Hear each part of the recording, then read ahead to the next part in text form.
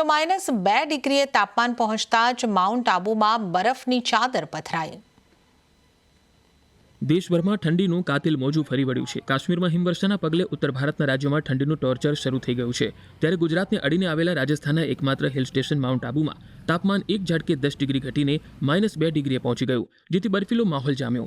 માઇનસમાં પારો પહોંચી જતા આબુમાં બરફની ચાદર પથરાઈ। સિઝનમાં પહેલીવાર બર્ફીલો માહોલ જામતા ગુજ્જુઓની ભીડ જામી છે અને ઠંડીની મજા માણતા જોવા મળ્યા। વહેલી સવારથી જ આબુ ખાતે લોકો ઠંડીથી બચવા તાપણા કરતા જોવા મળ્યા। આબુ ખાતે અનેક જગ્યાએ બરફની ચાદર છવાઈ ગઈ હતી। પાર્કિંગ કરેલી ગાડીઓમાં, ગાર્ડનમાં અને પોલો ગ્રાઉન્ડ ખાતે બરફની ચાદર છવાઈ ગઈ।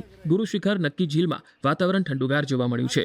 નક્કી તળાવ પર લોકો ઠંડીનો આનંદ માણતા જોવા મળ્યા હતા। સવારમાં બરફ જામી જતા જાણે કાશ્મીરમાં હોય તેવો અહેસાસ પ્રવાસીઓને થઈ રહ્યો છે। પ્રવાસીઓ આવી ઠંડીમાં બોટિંગની મજા માણી રહ્યા છે તો કોઈ ગરમ ચાની ચુસ્કીઓનો અનેરો આનંદ લઈ રહ્યા છે। મનાલી જવું કરતા એને કરતા આબુ વધારે સારું છે એવું છે ને અત્યારે વાતાવરણ ઝીરોમાં છે ને અમે વોકિંગ કરવા આવેલા છીએ તો ઠંડી લાગે છે તો ચા પીએ છીએ, તાપણું કરીએ છીએ ને નક્કી લેક ને બધું ઘણું સારું વાતાવરણ લાગે છે એટલે ઘણું સારું